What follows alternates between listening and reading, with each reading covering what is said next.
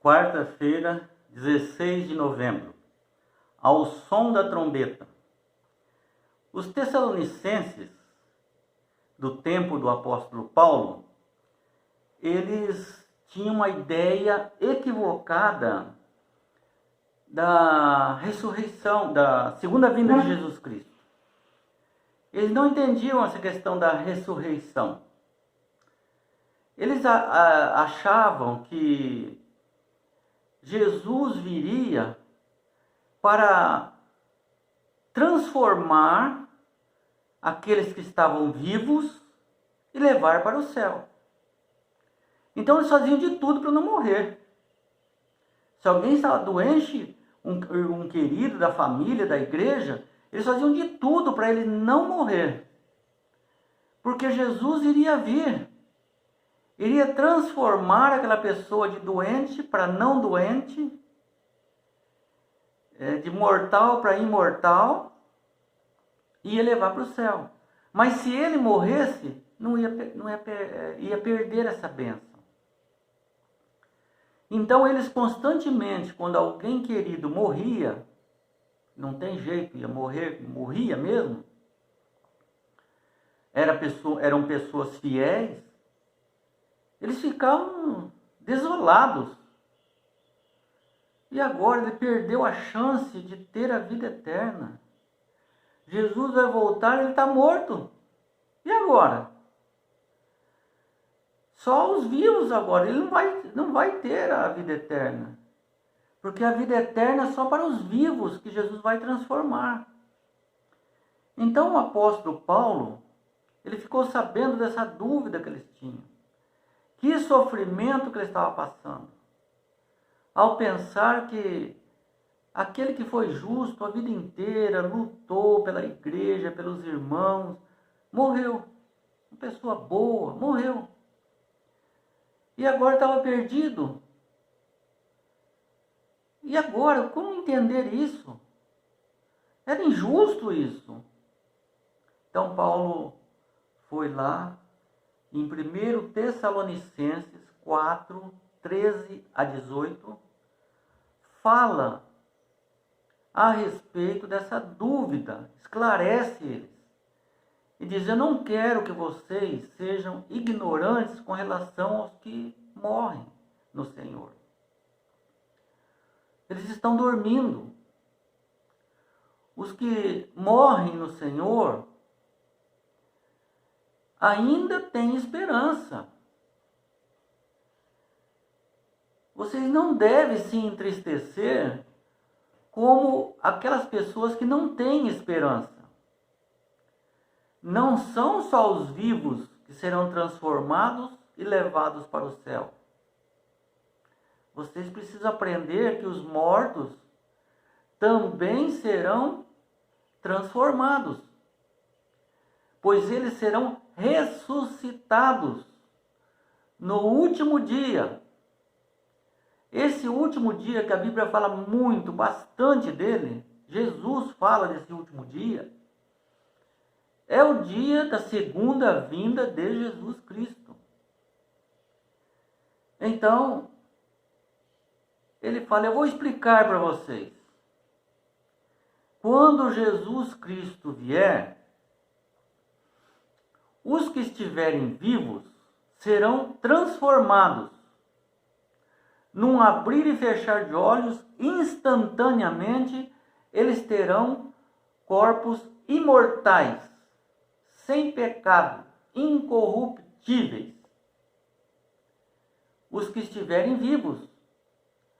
Ao aparecer Jesus Cristo nas nuvens dos céus, a glória deles vai dar a vida eterna já para os que estão vivos.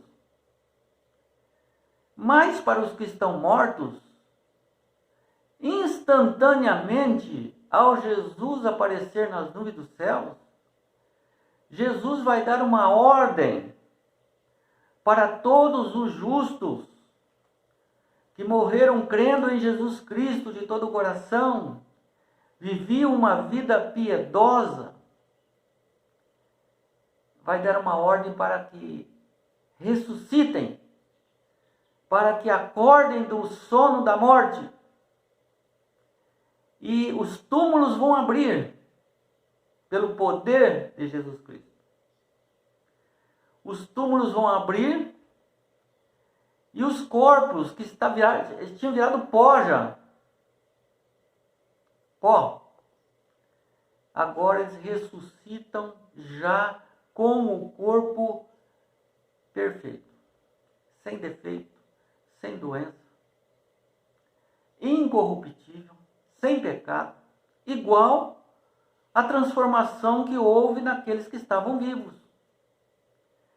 Então não tem dois grupos, primeiro vai os vivos, depois os mortos, não sei o que, tem que fazer isso, tal. Não.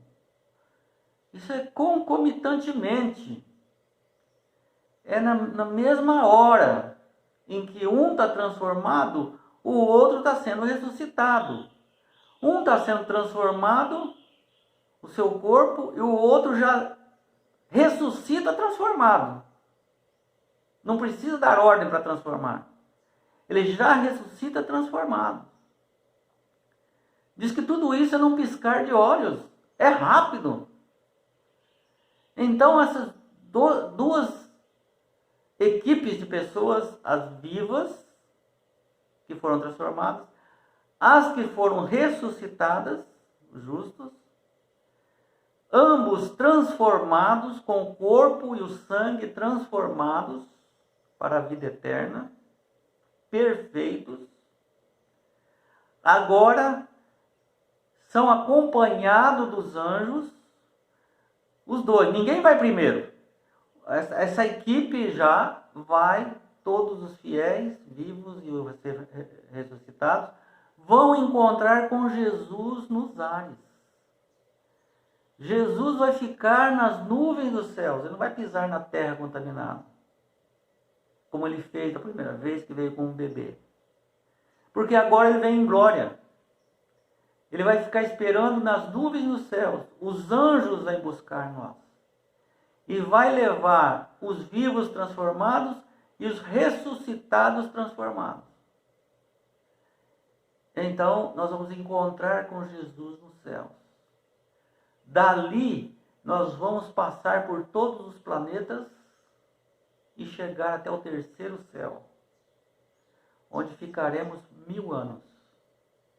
A terra vai ficar vazia, só Satanás e seus anjos. Dando a chance para Satanás e seus anjos criarem alguma coisa. Cria alguma coisa do seu governo, que você falou que tinha algo para criar, você queria criar a terra. Cria alguma coisa aí. E 1000 anos não criarão nada. Vai ficar provado que ele realmente não podia participar da criação da terra. Então, eles ficaram conformados. E Paulo fala, consolai-vos uns aos outros com esta esperança. Não precisam se entristecer e ficar dizendo ou pensando que seria uma injustiça de Deus que a pessoa morra e perdeu a esperança na salvação. Não. Deus tem poder para ressuscitar. Assim como ele ressuscitou, ele vai ressuscitar também os seus fiéis. Esta é a garantia que nós vamos ressuscitar, porque ele ressuscitou. Ele ressuscitou perfeito, sem pecado. Nós vamos ressuscitar perfeito, sem pecado. Igual. Algumas pessoas fazem uma confusão com essa frase que Paulo está usando aqui. Deus trará em sua companhia os que dormem. Então, aqueles que acreditam na imortalidade da alma, e que a alma se separa do corpo, o corpo morre, volta ao pó, e a alma, que eles dizem, que é aquela respiração, volta para Deus e continua vivendo.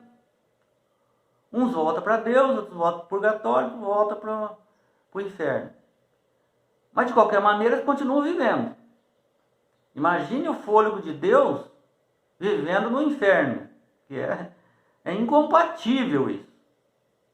O fôlego de Deus, a respiração de Deus, vai voltar para Deus, que é dele, não tem vida. Ele só comunica a vida quando junta com a carne e o sangue, que é o boneco de barro que foi feito. Então ele passa a ser a alma vivente. Mas eles defendem isso, que os justos já estão tudo no céu.